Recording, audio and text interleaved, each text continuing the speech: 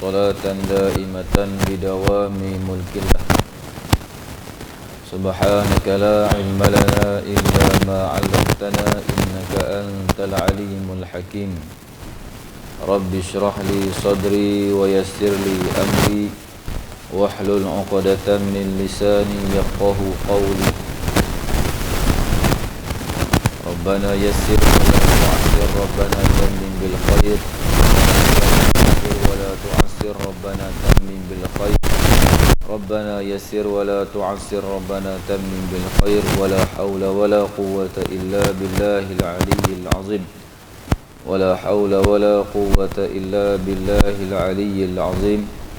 ولا حول ولا قوة إلا بالله العلي العظيم. Assalamualaikum warahmatullahi wabarakatuh. Alhamdulillah. Pertama dan pertama kita ucapkan kepada Allah Subhanahu wa taala karena dengan izin dan juga perintah beliau dapat sama-sama kita menghadirkan diri di surau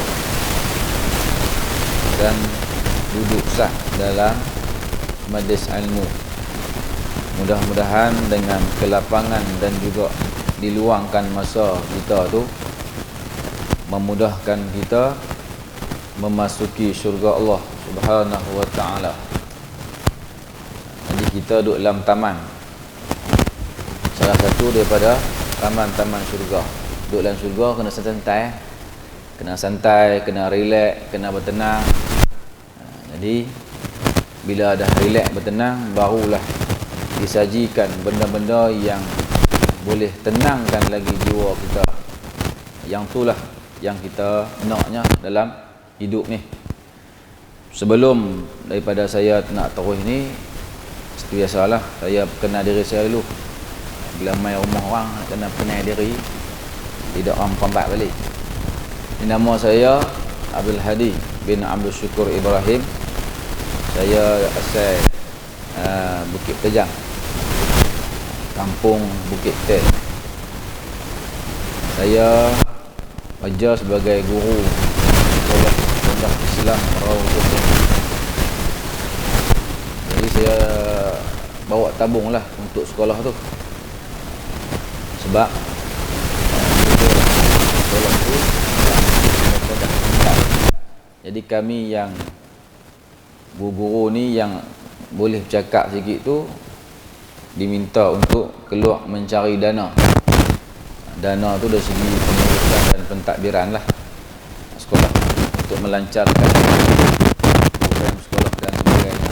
Jadi pakat kena keluar. Dulu dia seorang, dia tak bagi kami keluar. Hampa mengajak saja. Biar aku je kutip. Jadi bila dia tak ada, kita nak keluar sekali ya. Sokongan keluar daripada sarang, pergi cari madu ke, pergi cari apa kan nak makan, nak beli di sarang tu. Seolah macam tu lah. Sekolah tu dijunjung. Sekolah tu dijunjung. Jadi insya-Allah lah sama-sama kita pakat bantu-membantu. Mudah-mudahan Allah akan bagi ya. Memang Allah akan bagi. Insya-Allah. Habis kot. Sikit pengenalan ya, tak banyak. Baik.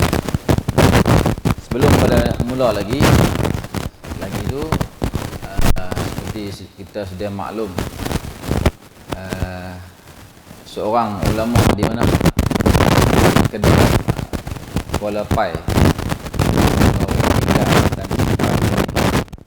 Jadi kita kehilangan bila kita banyak kehilangan ulama ni, kita bersiap sedia dan siaga. Bakal mendatang tu kalau tak buat persiapan ataupun persediaan zahir duk buat dah. Yang dalaman batin tu kalau tak buat persediaan untuk nak menerima apa-apa yang akan datang tu, dia agak susah. Jadi bila seorang nanti alamat tu bersedia. Jadi kita hadiahkan Fatihah kepada beliau bisirril Fatihah. A'udzubillahi minasyaitonirrajim. Bismillahirrahmanirrahim. Ar-Rahmanir Rahim Maliki Yawmiddin Iyyaka nasta'in Ihdinas siratal mustaqim siratal ladzina an'amta 'alaihim ghairil maghdubi 'alaihim waladdallin.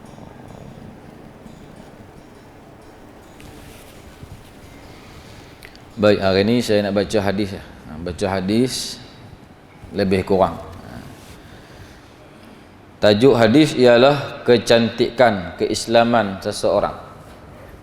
An Abi Hurairah radhiyallahu anhu qala qala Rasulullah sallallahu alaihi wasallam min husni islamil mar'i tarkuhu ma la ya'nihi min husni islamil mar'i tarkuhu ma la ya'nihi rawahu Tirmidzi wa ghairihi atau kama qala Nabi sallallahu alaihi wasallam.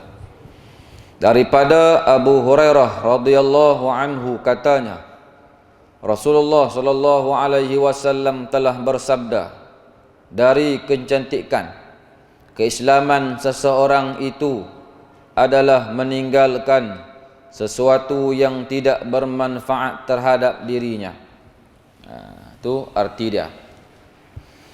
Sebahagian daripada kecantikan atau keelokan Islam seseorang ialah tandanya dia meninggalkan sesuatu yang tidak perlu ataupun tidak bermanfaat terhadap diri dia.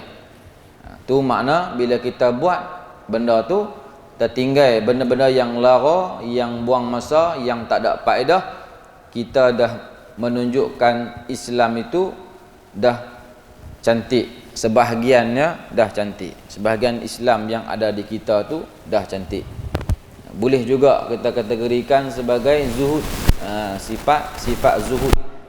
Sifat zuhud ni ialah meninggalkan dunia yang melalaikan kita daripada ingat akan Allah. Tu makna zuhud. Jangan kata bila faham zuhud dah, apa pun tak mau buat, kerja pun tak mau, nikah pun tak mau, pi mana pun tak mau lah. Dia kira duduk di surau, masjid, di rumah, dia kira zikir, sembahyang. Tu silap. Silap faham. Yang kata zuhud ni ialah tinggal benda-benda ataupun tinggal dunia yang melalaikan. Dunia yang melalaikan. Semua dunia. Buah tasbih pun dunia. Sembahyang pun duduk dunia, nak buat sembahyang dunia juga, pakai baju dunia, yang nu dunia, yang ni dunia. Pasal kita hidup di atas muka bumi, nama dia dunia. Jadi kita tak terlepas daripada dunia. Lepas tu nak tinggal lagu mana? Nak tinggal yang betul-betul dunia ni dengan syarat mati ya, baru betul tinggal dunia. Habis tu hidup ni kita nak kena tinggal dunia. Zuhud tu nak kena tinggal dunia. Macam mana nak buat? Ialah hati kita tak mau dunia yang melalaikan. Contoh, dunia melalaikan ialah makan lah. Makan dunia lah. Perbuatan dunia, makan ni. Jadi kita makan sampai kenyang dah. Bila kenyang, dia rawit pi tang ibadah lain. Jadi lambat, jadi tak apa nak semangat. Pasal apa tu? Pasal perut terlampau kenyang. Yang tu yang kata kena tinggal makan berlebihan tu. Contoh, tidur pun serupa tu lah. Saya biasa jumpa dan orang biasa cerita, dia kata tilam saya sahaja 16,000 satu tilam. Astaghfirullahalazim. Dia terkejut, 16,000. 16,000 satu tilam, 16,000. Datuk lah dia. Kita kata kita tilam RM20, subuh pukul laut, sedap pukul 8. Tu cara tilam hak RM20. Dia tilam 16,000, kira mulai tak tinggal.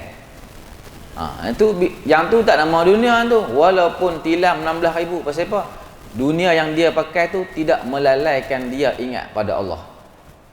Kereta yang besar, kereta banyak, tapi dengan kereta tu boleh sampai mana-mana tempat ingat akan Allah. Masjid ke, ceramah ke, bagi hampa nak pakai kereta, ambil kereta aku buat kebajikan. Yang tu makna dia buat dunia, tapi dunia yang dia dapat tu tidak melalaikan. Jadi orang yang berperangai macam tu, Islam dia cantik. Tu yang kata tadi ni, tinggal benda yang tidak perlu. Kita kena tinggal supaya nak dapat Islam yang cantik. Islam ni, saya mana tempat saya akan habaq. Islam ialah kepatuhan. Tu takrif Islam. Al-istislamu huwal inqiyad. Islam itu ialah kepatuhan yang jenis luaran. Apa makna luaran? Bila kita buat nampak benda tu. Rukun Islam ada berapa? Ada 5. Betul ya 5? Kan 20. 5. Rukun Islam ada 5. Pertama, mengucap 2 kalimah syahadah. Kita dengar bila seorang tu ucap. Lepas tu solat. Solat berapa waktu? 5 waktu sehari semalam. Lepas tu zakat. Nampak orang pi banyak zakat, fitrah ke, zakat apa ke. Lepas tu puasa, kita tengok dia tak makan sehari. Time ke-7 dia makan, nampak luaran. Lepas tu haji. Haji ni memang nampak lah, dia packing bag, dia tanggung bag, dia pergi sana, dia balik main bawa kurma, buah tin bagi kita. Nampak dia pergi haji.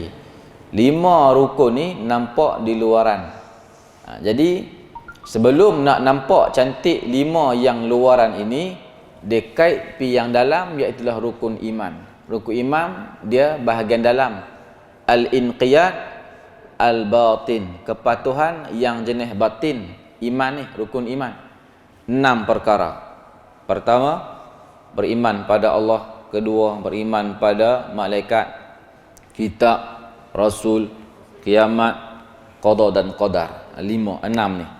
Jadi bila dia saling berkait antara rukun Islam, rukun iman, tidak selapis lagi ialah ihsan. Dalam hadis, dalam kitab hadis pun dia ada cerita dulu ni, ialah hadis Jibril yang Nabi didatangi oleh malaikat Jibril yang menyerupai seorang sahabat Nabi. Nama sahabat tu ialah Dihya.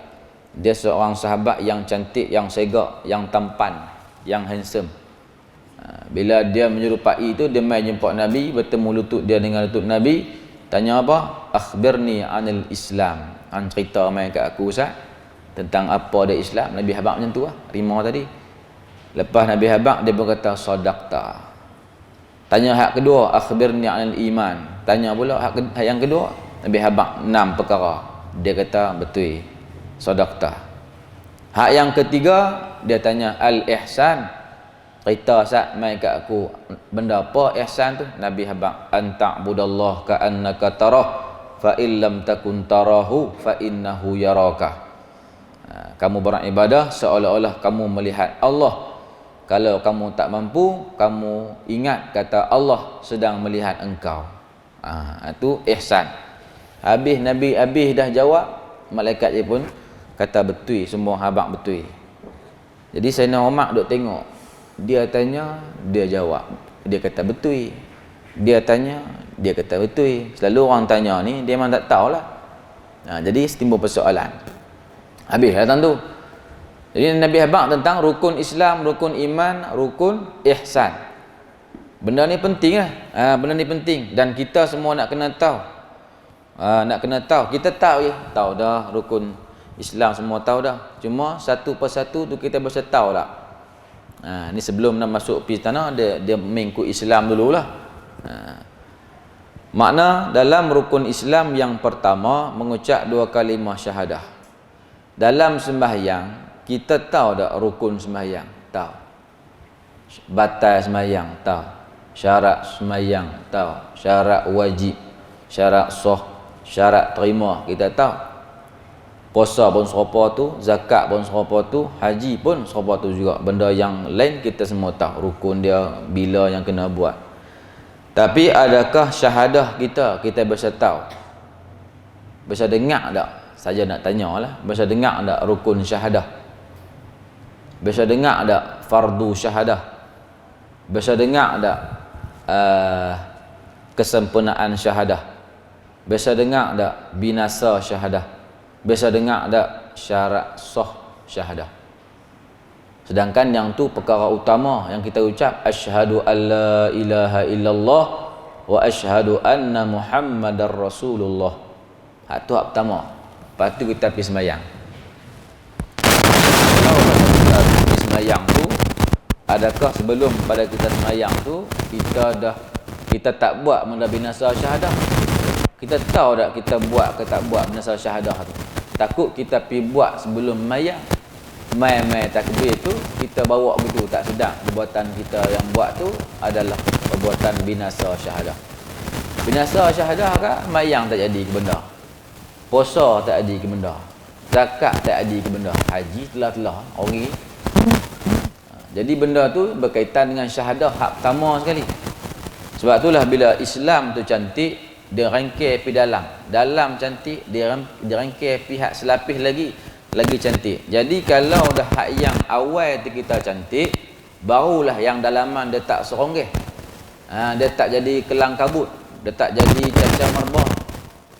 Jadi kita nak kena yang luaran kita kena kemah dulu, lepas tu kita ikat yang luar tu pihak dalam, dipanggil i'tiqad. Luaran ni secara zahir kita lah, dalaman tu i'tiqad. I'tiqad tu lah kita duk ucap, kita duk kata asyhadu alla ilaha illallah, kita pegang hak tu, bawa pi dalam, baru dalaman kita kemah. Yang ni lah pelajaran ataupun pengajian orang dulu duk mengaji. Saya bersembang juga orang tua-tua lama-lama ni, dia kata bukan payah kitab tu berapa ringgit je. Kitab tu dia ingat dulu harga dulu RM2.5, RM2.5. Kitab apa? Kitab perukunan. Kitab perukunan dulu orang mengaji, orang lama-lama dulu dia mengaji. Orang lama-lama. Dia orang lama-lama ni sebab tu kita tengok depa ni steady. Depa ni walaupun luaran tak larat, tapi bila time nak buat taat lebih pada kita yang muda. Pasal apa? Tahap dalaman dia punya pengakuan, i'tiqad depa, penghayatan tu ada di depa. Kita tak ada lagi, tak tahulah. Baik, nak habaq yang fardu ni kebanyakan kita dah buat dah, fardu syahadah. Ialah bila orang nak masuk Islam ni, dua perkataan ni saja untuk dia melayakkan diri dia nama dia Islam. Apa dia? Dua perkataan tu mengucap tadilah. Kita dah buat dah fardu syahadah nama dia. Iqrar dengan lidah tu fardu syahadah ada 2. Kesempurnaan syahadah ada 4. Rukun syahadah ada 4. Binasa syahadah ada 4. Syarat sah ada 4. Jadi fardu syahadah 2. Iqrar dengan lidah, tasdik dengan hati. Hak tu fardu. Makna fardu ni kita nak kena buat untuk menyatakan keislaman kita. Kena buatlah ni, memang nak buat dah. Bila? Time sembahyang. Sebab tu lah dulu ni pi mengaji tok guru kata bila kita nak ambil sembahyang tu jangan terus pi ambil bismillah apa semua. Patutnya kita kena mengucap dulu. Kena mengucap dulu. Takut jaga takut bila kita dah sebelum sembahyang tadi ni kita buat benda-benda yang binasa syahadah, lepas tu kita ambil sembahyang. Tak jadi jugalah pasal binasa awal lagi. Ambil sembahyang pun tak jadi pasal binasa kita dah buat syahadah tadi, kita dah buat dah perkara binasa syahadah. Sebab tu kena mengucaplah asyhadu alla ilaha illallah wa asyhadu anna muhammadar rasulullah. Makna setiap kali kena mengucap untuk kita kembali balik. Takut perbuatan tadi tak sangka-sangka. Dan pengucapan syahadah ni pula kita nak kena perbaharui syahadah kita. Kalau ni lebih kepada dengan tubuh dan juga lafaz lah. Kalau di sini lafaz saja, asyhadu alla ilaha illallah wa asyhadu anna muhammadar rasulullah. Tok guru dulu dia kata bila pi umrah haji ke, bila ada peluang pi sana, pi masjid Nabi tu ziarah Nabi, berdiri depan Nabi SAW, kita tajdid, kita perbaharui syahadah kita balik. Assalamualaikum ya Rasulullah, bagi salam kat Nabi apa semua. Lepas tu kita kata, aku nak perbaharui syahadahku depanmu ya Rasulullah. Asyhadu, tak syahadah. Yang ni dalam khusus dia tak abang. Khusus umrah dia tak abang. Yang ni mengaji, jumpa di kitab-kitab, dia ada cerita. Sebab tu kalau rezeki pi buat lagu tu. Fardu syahadah yang kedua ialah tasdik di hati. Tasdik ni apa dah? Membenarkan dalam hati kita setiap ungkapan kata-kata yang diucapkan oleh kita. Asyhadu, aku saksi, alla ilaha illallah. La ilaha illallah tu kalau terjemahan dia, tiada Tuhan yang layak disembah melainkan Allah. Tu terjemahan. Kita nak ambil makna, nak ambil makna dia apa dia? Allah dua Tuhan. Ada lain dah. Yang ada hanya Allah. Tu kita kena membenarkan setiap ucapan tadi ni, kita kena membenar dalam hati kita. Kita mengaku dah Allah sahaja Tuhan. Dan Nabi Muhammad itu pesuruh Allah. Mengaku dah. Mengaku dah. Membenar dah apa yang kita kata tadi. Kalau membenar, alhamdulillah dapatlah benda tu. Kalau tak membenar, tak nama dia lagi. Membenar, dia pergi kepada rukun syahadah. Rukun syahadah tu ada 4 perkara. Isbat zatullah, isbat sifatullah, isbat af'alullah, isbat kebenaran Rasulullah. Tu rukun syahadah. Rukun ni apa dia? Benda yang kita kena buat untuk menegakkan syahadah kita. Menegak tadi fardu menyatakan, ni menegakkan syahadah dalam diri kita. Isbat.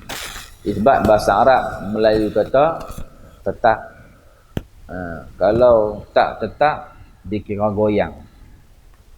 Umpama dia macam ni lah. Umpama dia. Yang ni apa dia? Bukan. Ni bukan tasbih. Ni biji tasbih. Tasbih subhanallah tu. Ni. Yang ni tasbih atau biji tasbih ni, dia kalau dia tak bergerak, dia kira tetap lah. Kalau kita tak ada isbat, kita duduk lagu tu. Dengan Allah Ta'ala kita ada gitu. Dia kena duduk tetap tu. Apa benda pun yang berlaku, kita dalam hati ingatan kita tu tetap Allah yang tentu. Yang ni payah ni. Makna tak boleh langsung untuk kita bergoyang 1 detik, 2 detik, 3 detik. Makna dalam hati kita sentiasa kena ada ingatan Allah Ta'ala. Kena ingat sedia lah hati kita. Yang ni payah lah, sebab tu nama rukun, dia kena tegak. Yang tu, hak ni payah sikit. Pasal apa? Pasal dia rabit hak yang tak apalah, isbat zat, isbat sifat, isbat af'al. Hak ni isbat kebenaran Rasulullah. Apa yang Nabi habaq, kita membenak sungguh dah. Kita mengiya dah apa Nabi habaq. Kalau ada kala kita mengiya, ada kala kita tak mengiya, ada kala kita ragu, ada kala kita percaya tetap. Tang ragu, tang tak percaya. Hak tu yang kita jadi syahadah kita tu tak ada rukun. Bila tak ada rukun, maklum katalah binasa syahadah. Tapi kot tu binasa. Hak tu yang kita ni sentiasa kena ucap syahadah tu. Tak lepas daripada kita kena ucap syahadah sentia. Pasal kita dah buat kerja yang binasa syahadah. Dan bila ni kena yang berlaku lah, yang nyata dekat seseorang, dia terlampau asyik. Dia kita tengok dah kelaku orang-orang yang ingat Allah Ta'ala ni, kita tengok, kita tahu. Dia tengok duduk, saya bisa tengok. Dia duduk daripada lepas lohor sampai sebelum asar, dia tak bergerak. Macam kita kata batu sabit. Mak sabit kata meyasak lah. Kalau tak meyasak, ingat dia lajak malam. Dia duduk tu. Zikir ni tak jari je bergerak. Badan nak lagu tu 2 jam. Pasal apa tu? Pasal sedar ingat tu. Pergi tanya dia tak habang lah kan. Dia tengok benda tu, dia kena usaha. Dia tak boleh dapat terus duduk bersila kan, duduk dapat ingat terus. Sedar Allah, tak boleh. Dia kena usaha ke arah situ. Dan dia buat usaha tu, dapat hasil dah. Kita tengok, awak umur berapa? Umur 60. Kita 2 jam pun wah tepuk lah. Bukan 2 jam, setengah jam lah. Tepuk kepala lutut, tepuk pinggang. Umur berapa? 30. Dia 60. Steady. Tu mana baru? Pasal Allah Ta'ala bagi lazat dekat dia. Kita tambah sedap 2 pinggan. Tak rasa apa. 2 pinggan tak apa. Pasal sedap banyak mati makanan tu. Dia sedap ingat Allah Ta'ala. Lebih pada tu lagi. Bagi orang yang rasa, dia rasalah.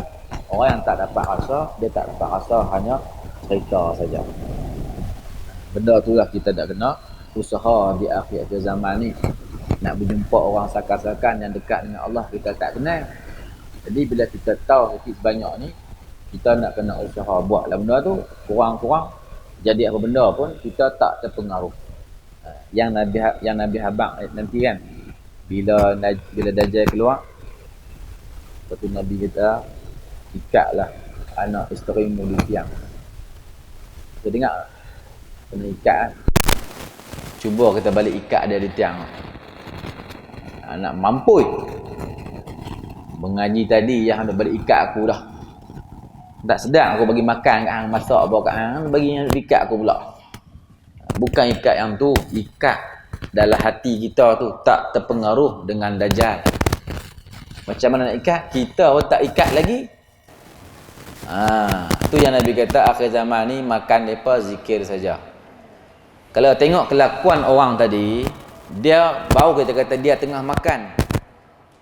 Dia tengah makan, kelazatan zikir dia makan dah. Pasal dia tak ada nak bergerak, tak ada nak mangkit pergi beli ayam, tak ada nak minum ayam, tak ada nak mangkit, nak mengeliat, tak ada. Jadi kalau duduk keadaan tu pada yang masa yang diceritakan Nabi tu, maka dia selamat nah. Jadi kita ni tak biasa buat, tak biasa zikir, tak biasa nak apa-apa, tiba-tiba kita kata aku boleh tahan godaan Dajjal tu. Jadi Dajjal kata siapa nak makan, mai tangku aku bagi makan. Kita pun dah lepak 2 hari tak makan contoh. Dia terpa pi ya, terpa. Kita anak bini ada, anak teriau nak makan. Pi ambil makan sat dia dah. Kita pun pi di habuan dia. Jadilah pengikut Dajjal. Jadi sebelum nak sampai masa tu, kita kena usaha diri kita tu biar jadi steady, tak makan, jadi tahan, dia tak mudah jadi melelong. Pasal apa? Kita ajak dia awal. Lepas tu bila nak buat tu, lah. Bukan nanti esok, bukan nanti tahun depan, dia kena buat lah. Dan bila ajak kurang makan, kurang aktiviti lain tu, ditambah pula, bukan kurang yang tu jadi tak larat, jadi apa? Jika tak buat mayang, buat tak buat. Dia kena sekali lah. Bila kurang makan yang tu, hak yang lain dia kuat balik. Quran baca kuat, contohlah. Semua ni benda payah ni. Benda payah, benda yang kena lawan. Kalau ada cara boleh tenang hati macam dia tu, kita kena usaha cari. Macam mana boleh tenang zikir macam tu ni? Aku ni letih zikir. Tapi hang aku tengok steady. Ambil mana? Daripada mana dapat hasil tu? Kita kena cari lah. Macam mana kita cari bab dunia sampai tak larat, sampai tidur pun tak tentu, makan pun tak tentu untuk dapat kehidupan dunia. Tapi untuk raih kita punya Islam kita jadi cantik itu, kita nak buat macam mana? Itu kita kena usaha. Baik. Untuk kita nak menjadikan Islam molek dan cantik lagi ialah tinggal benda yang tak manfaat dari segi hati kita, dari segi tinggal benda yang tak manfaat daripada perkataan kita, tinggal benda yang tak manfaat dari segi perkataan kita, perbuatan kita. Ada 3, hati, perkataan, perbuatan. Kalau hati, tadilah jangan mudah ikut nafsu, jangan mudah ikut syaitan. Itu nak jaga hati kita.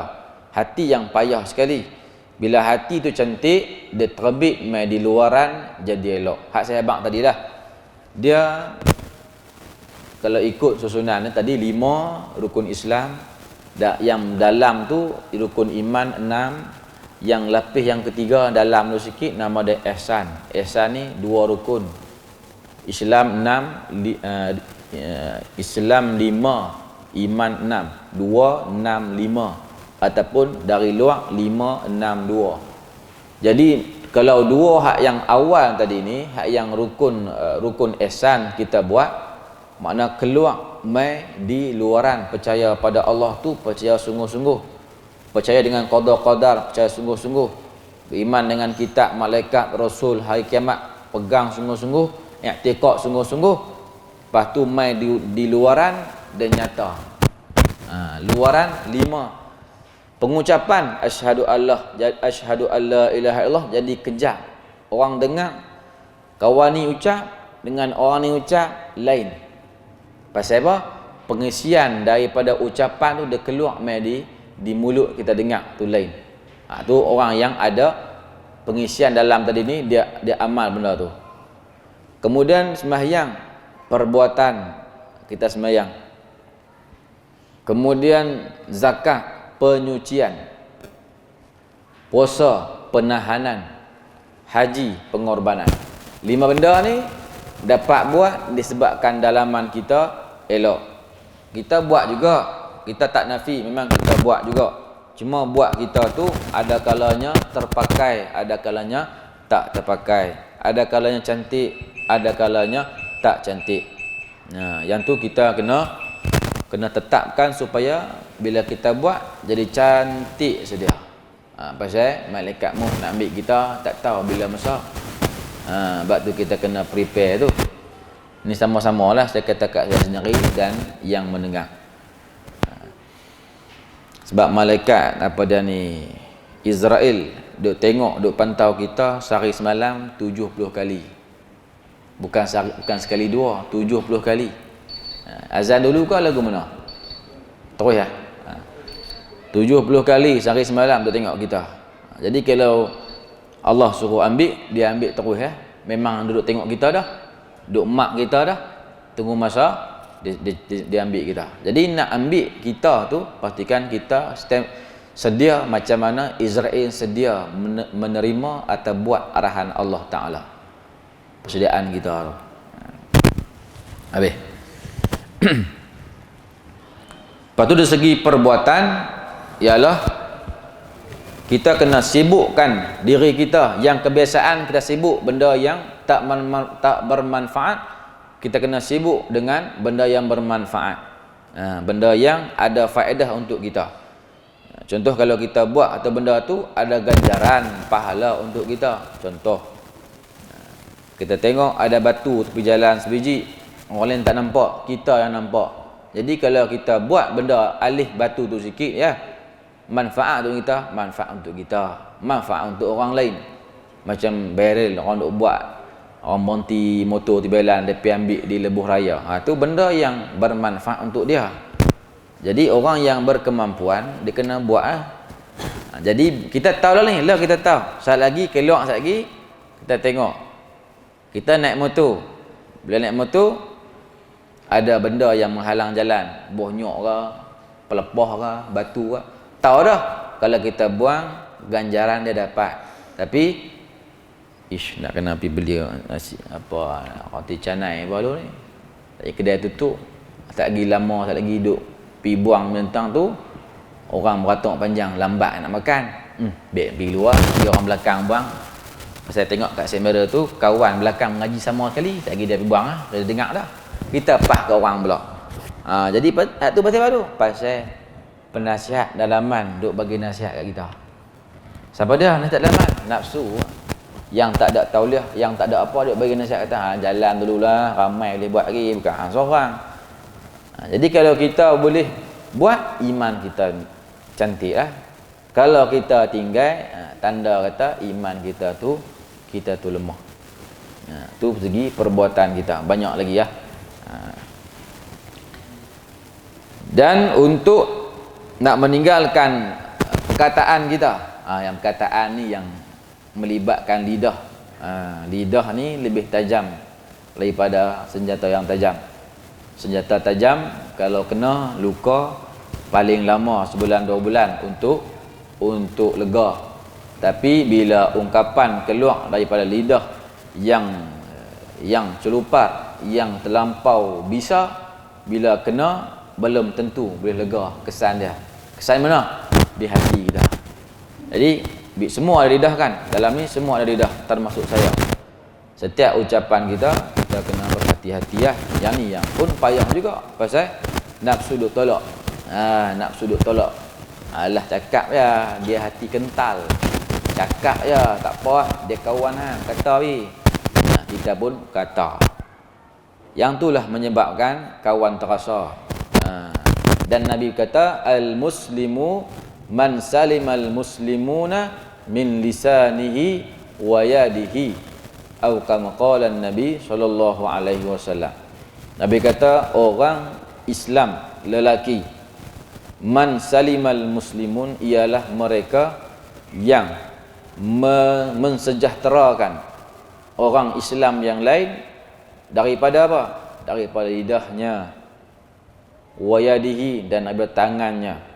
Jadi Islam yang lain selamat dan tak terkena cercaan Islam yang lain, dan tak mengakibatkan kerosakan, kesakitan pada tubuh. Contoh Islam, kita semua Islam. Dengan keislaman kita, adakah orang lain selamat daripada cercaan mulut kita? Kalau orang lain selamat, aku selama aku duduk dengan dia, tak biasa aku terasa hati dengan kata-kata dia. Makna kita tu Islam yang tulen dan sejati. Ni kalau aku duduk tang tu, tak ada seminit dia taruh kena atas kepala melengung. Tak ada seminit, kena terus. Lama-lama aku cunggit Pasal apa? Tak tahan dengan kawan punya kata-kata. Jadi kata-kata kawan tu Islam juga. Hak tu yang saya habaq tadi ni. Bila rukun Islam tertegak, makna orang lain selamat. Contoh macam kata, bila Islam memerintah, orang lain akan selamat. Tapi bila orang bukan Islam memerintah, belum tentu Islam selamat. Apa? Individu kah? Masyarakat kah? Hak yang besar sekalipun, dia punca daripada diri kita juga. Yang kata kita mengakui kata Islam tu.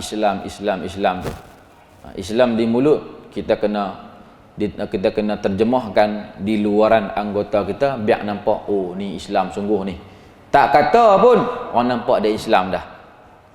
Bagi salam, contoh kepiah tak pakai, bagi salam kita oi, ingatkah hang ni orang lain? Ingat orang Myanmar kah, orang apa kah? Bagi salam, kejut lah. Lepas tu kita pun kita dah lebay dah kepala, kan ridak pula buah atas bau, jubah meleret sampai kena tanah, salam pun tak bagi. Yang tu nampak kita tak buat hak yang Nabi habaq tu. Kena sebarkan salam, tak kira kat siapa. Yang banyak kita sebarkan fitnah, yang banyak sebarkan pembohongan, yang banyak sebarkan umpatan, yang banyak sebarkan cacian, makian, cercaan dan sebagainya. Puncanya kita tak tinggal benda yang melibatkan mulut kita, yang mana bila kita tinggal tadi ni, Islam kita jadi cantik. Dia pergi kot tu ya, demi kot tu ya. Sebab tu kita kena asaskan dulu dalam diri kita tadi ni 5 rukun Islam tu, bagi kemah elok-elok, bagi kejar elok-elok, lepas tu membawa pergi ke dalam rukun iman tadi. Okey. Baik. Dengan cara menjauhi benda-benda yang tidak sepatutnya kita buat menunjukkan jalan keselamatan dan juga jalan kejayaan. Jalan kejayaan. Kita kalau kata dari segi lidah nak pesan, pesanlah lagu mana pun. Walaupun sepatah, pesanlah. Walaupun kita tak buat lagi. Macam mana ni? Saya habang, semua saya habang, tapi saya tak buat pun lagi. Hanya sebahagian pun payah. Sebab tu saya habang. Dan bila saya habang, kurang-kurang benda tu jadi positif untuk saya. Apa dia? Hang cakap, balik ni hang kena buat. Kalau orang nak abang kat saya, orang anak abang kat hang pun mengajak sakan lah. Tak ada abang lah. Kita minta juga nasihat kat kawan-kawan, minta. Kata, minta apa hang duk anak pali aku tu nak minta apa aku. Mengajak sakan nampak. Orang tak mau bagi. Pasal kita dah kata mengajak merata dah. Jadi kita nak kena habaq juga benda tu walaupun kita tak buat lagi. Habaq dan lepas tu usaha untuk buat. Dia usaha. Pasal kita baca kalau kita habaq tak buat, Allah murka.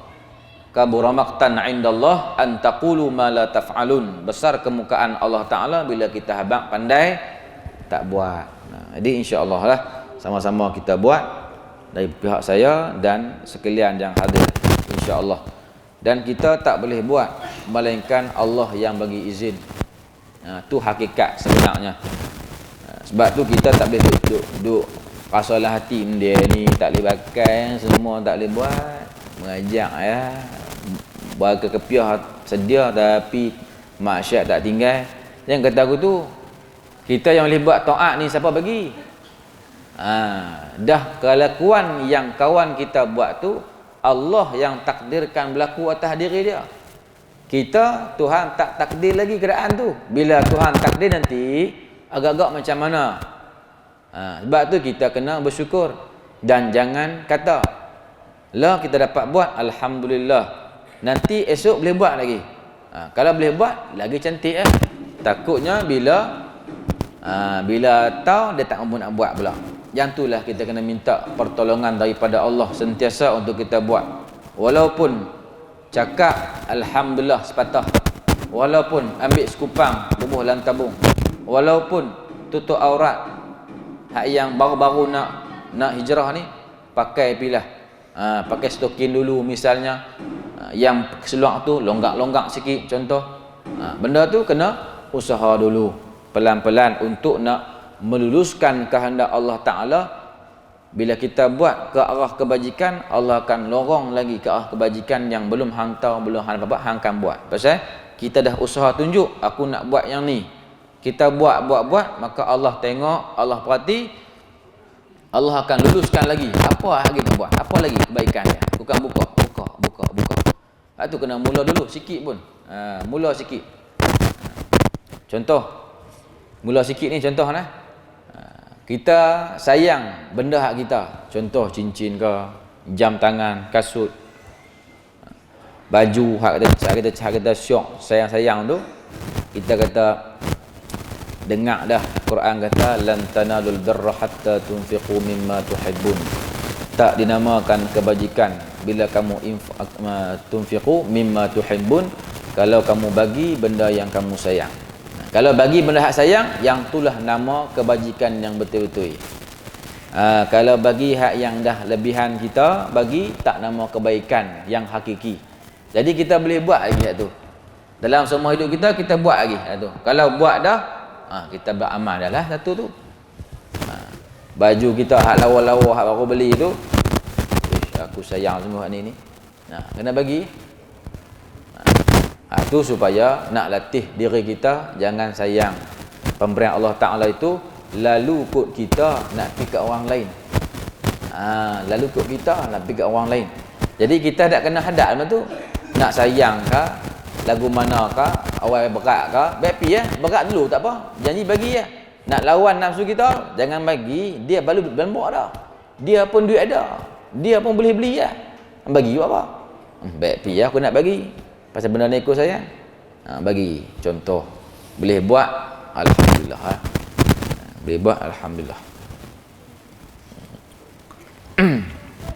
Okey.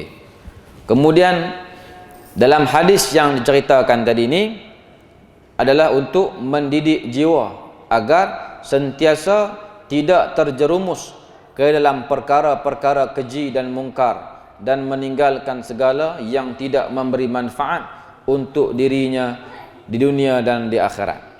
Nak ajak diri supaya bila kita buat kerja apa pun biarlah manfaat untuk diri kita sendiri. Bila ada manfaat ni baru kita fikir lebih sedikit.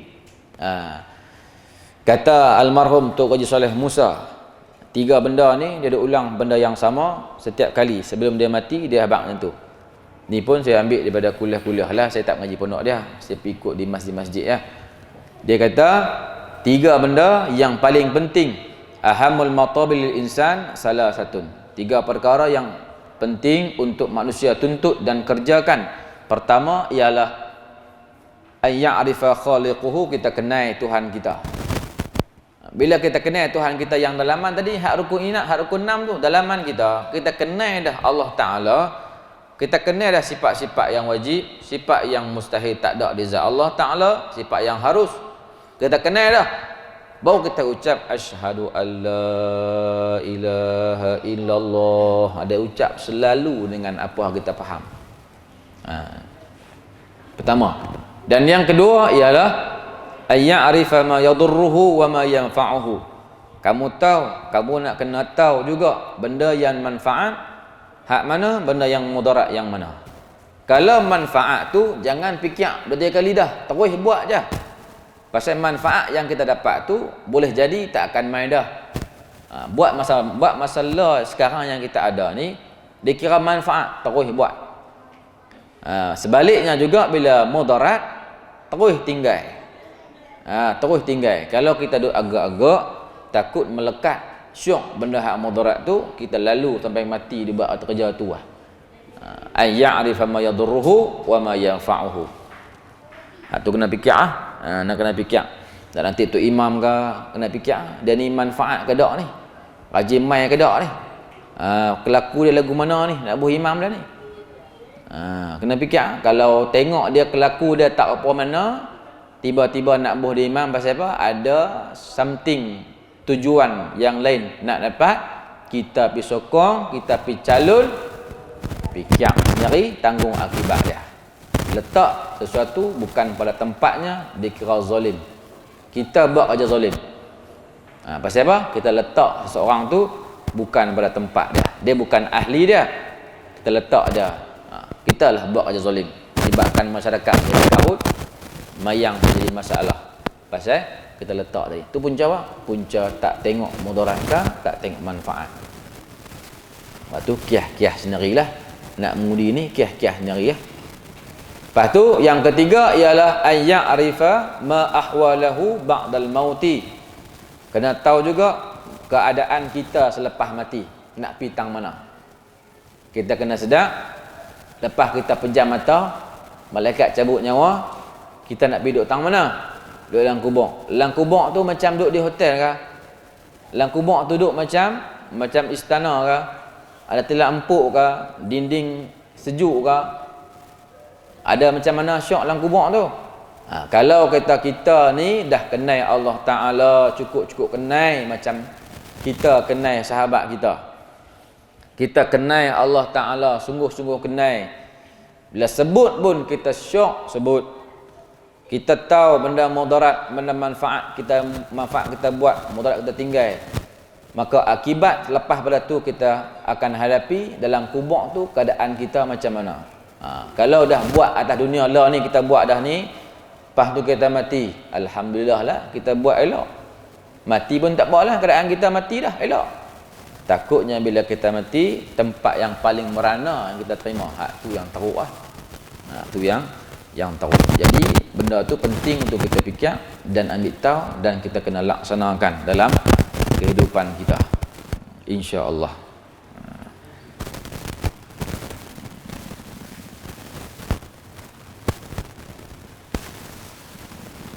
Okey, habis kot, habis lah. Cerita habis semua. Hadis pun habis cerita secara ringkas lah kan. Secara ringkas, saya pun tak tahu nak cerita. Lagu tu lah beda saya, dan saya Nak cerita lebih-lebih pun lagi saya tak terbuat lah, mampu saya.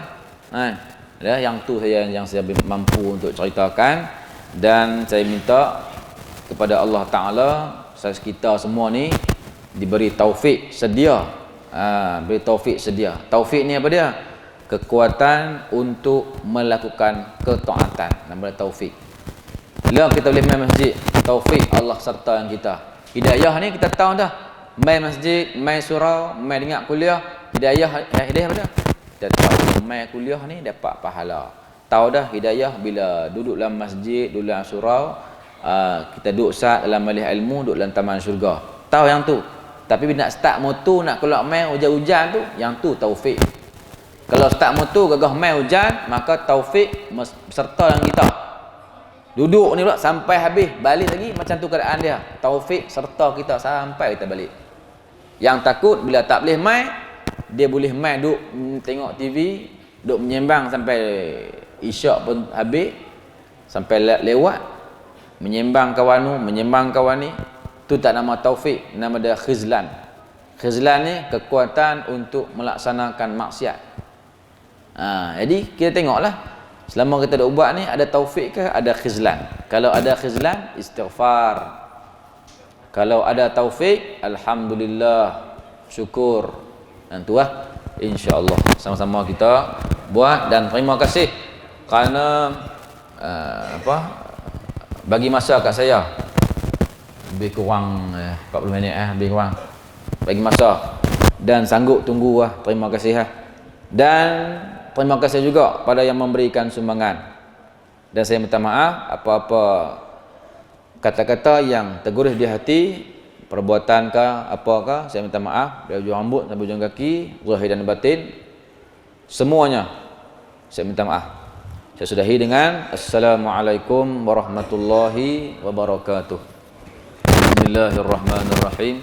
Alhamdulillahirabbil alamin, wassalatu wassalamu ala Rasulillah wa ala alihi wa sahbihi man wala. Allahumma salli ala sayyidina Muhammadin adada ma fi ilmillah, salatan daimatan bidawami mulkillah. Allahumma a'inna ala zikrika wa syukrika wa husni ibadatik. Rabbana atina fid dunya hasanah wa fil akhirati hasanah wa qina adzaban nar. Walhamdulillahi rabbil alamin.